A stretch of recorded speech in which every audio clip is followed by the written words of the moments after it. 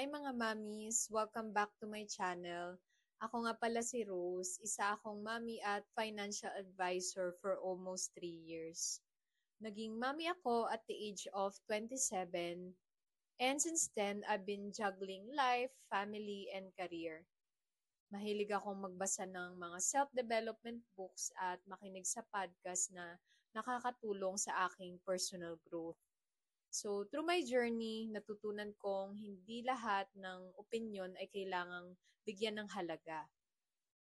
Today, gusto kong pag-usapan ang isang bagay na madalas nating dinadala sa isip.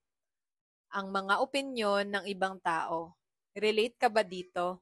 Kasi ako dati sobrang affected ako. Pero isang araw, nagbago ang lahat. Let me share my story. Disclaimer lang, hindi po ako isang expert, therapist o psychologist. I'm just sharing my personal experiences mula sa pagiging dalaga hanggang sa pagiging mommy. At kung paano ko natutunang i-handle ang mga bagay na to. Ready ka na ba? Let's dive in! There was a time, lagi akong takot. Parang laging may CCTV ang mundo. I'd hear comments like, ang payat mo na, nung nag-start akong mag-exercise at mas healthy yung kinakain ko. O kaya naman, ang taba mo na. Noon namang bagong panganak ako at breastfeeding sa anak ko. O di kaya naman ay, bakit yan ang suot mo? O, ano ba yung ginagawa mo? Wala namang kwenta. Kahit gaano kaliit na salita, grabe ang impact sa akin. Para kung may bigat sa dibdib na dala-dala ko kahit saan. Pero alam mo, kung ano yung na-realize ko, kahit anong gawin ko, may masasabi pa rin ng tao. Ang ending, nakakapagod. One random afternoon, habang nagpaplano ako, napansin ko yung anak ko, si Cassandra. Nagtatatalon siya, sobrang saya kahit magulo yung buhok niya at marumi yung damit niya. Wala siyang pake kahit anong sabihin ko. Naisip ko, grabe ang saya niya. Ang saya maging bata. Walang takot sa sasabihin ng iba. And then it hits me. Bakit ako nagpapagod sa opinyon ng iba? Buhay ba nila to? Ako ba ang problema nila o sila? From that day on, nag-decide ako. Walang pake. So, ito pala yung mga tips how I stop caring.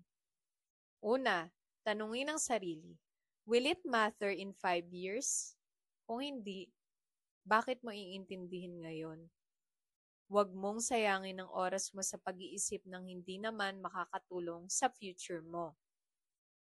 Second, don't take it personally.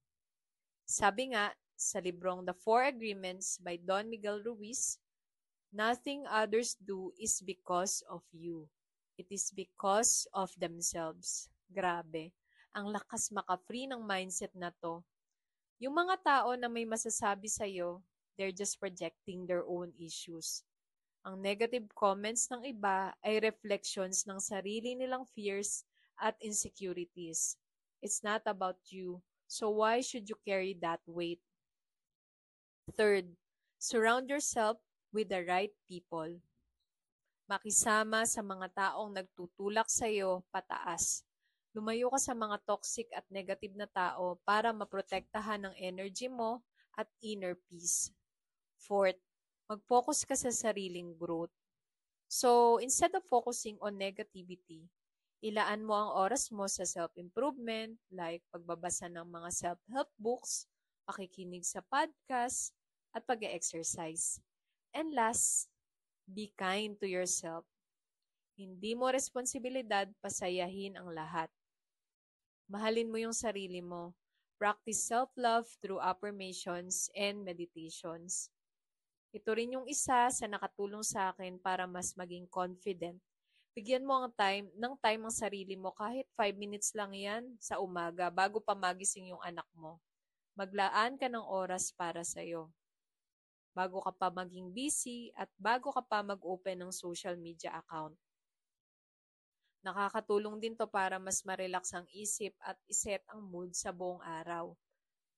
Sabi nga, di ba, you can't pour to an empty cup. So, kung ikaw pagod ka na sa dami ng ginagawa mo, ano pa yung mabibigay mong love sa mahal mo sa buhay?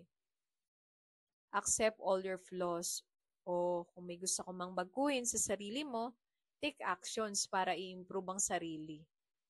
Mga mamis, tandaan nyo, ang tao palaging may masasabi. Pero ang taong masaya at positibo, hindi na kailangang magpaliwanag. Kaya ikaw, piliin mo ang kaligayahan mo. Walang pake, walang stress. If you enjoyed this story, don't forget to like, share, and subscribe. Comment mo na din sa baba kung ano yung mga experiences mo na tumulong sa'yo para mag-focus sa sarili. Let's grow together. Bye for now. Stay strong, stay kind, and don't forget, walang pake, walang stress.